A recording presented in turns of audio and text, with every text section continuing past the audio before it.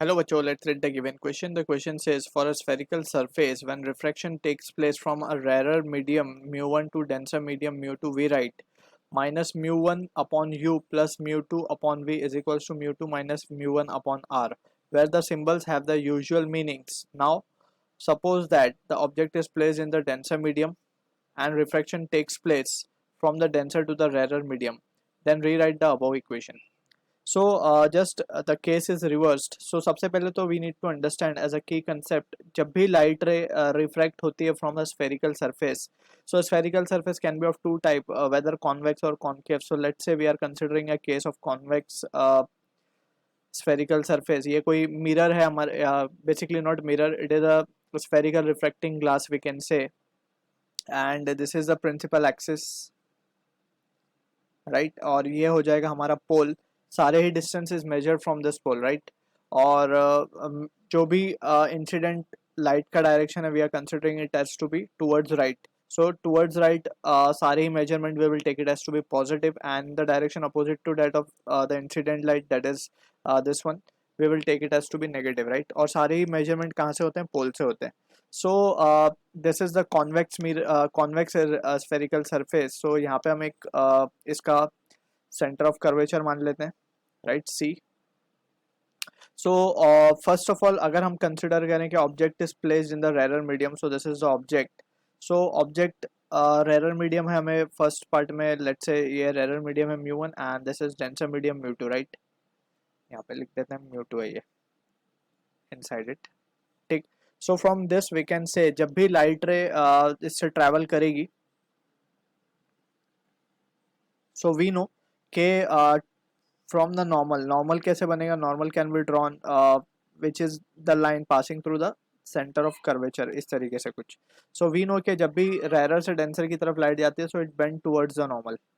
सो ये कुछ इमेज यहाँ पे फॉर्म करेगा, right. So this is the image that is been formed. ये तो केस हो गया फर्स्ट केस, राइट.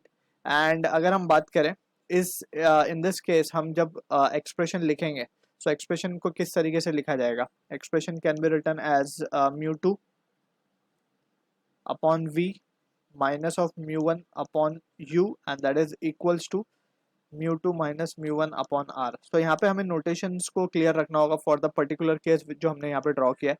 तो ये डिस्टेंस जो है हमारा पोल से दैट इज यू, एंड ये डिस्टेंस जो है of image that is v. और म्यू वन क्या है? Mu one is that refractive index of medium जहाँ से light is coming. So mu one को we can say it as to be mu one, यहाँ पे लिख दिया हमने, right, mu one upon u. And mu two is that medium, refractive index of that medium जहाँ पे light will go after refraction, यानी कि यहाँ पे हमने शो किया it is going inside the glass. So हमने mu two upon v image distance है mu one, this r is the radius of this refracting surface, यानी कि ये वाला ये पार्ट है हमारा आर, राइट. एंड यहाँ पे हम देख सकते हैं कि we have to follow the sign convention. u को हम नेगेटिव लेंगे because it will be measured in the direction opposite to direction of incident light. v को हम पॉजिटिव लेंगे, r को भी हम पॉजिटिव लेंगे because they are in the measured in the direction of incident light, right. So ये तो हो गया first part of the question के लिए. सो यहाँ पे एक चीज़ हमने देखी कि जब भी लाइट रेरर से डेंसर में जाती है, so when light travel from rarer to denser, तो क्या होता है? It bend towards the normal, towards normal, right. ये चीज़ हमें याद रखनी है. और जब भी डेंसर से रेरर की तरफ जाएगी, जो हमारा क्वेश्चन भी हमसे पूछा गया है, denser to rarer, it bends away from normal, right. So यही केस को हम यहाँ पे डिस्कस करते हैं.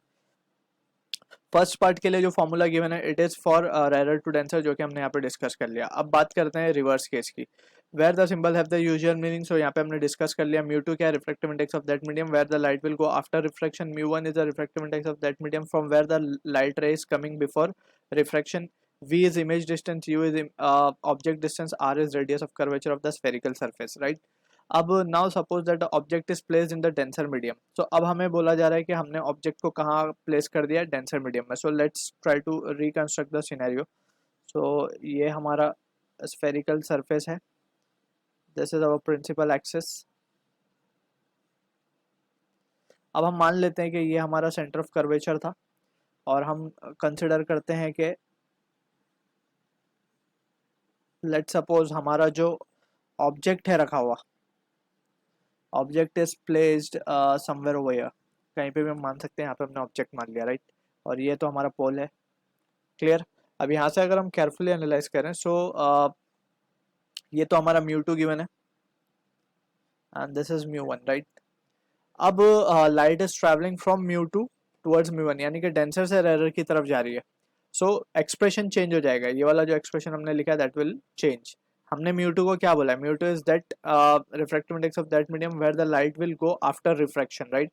सो यहाँ पे हम इसके अकॉर्डिंगली क्या लिखेंगे, μ1, लाइट कहाँ जा रही है, कौन से मीडियम में, μ1, तो μ1 अपॉन v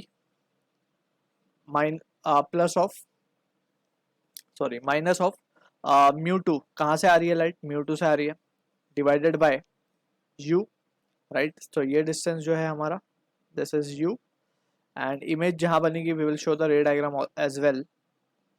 पहले तो हम यहाँ से शो करते हैं कि लाइट रे गई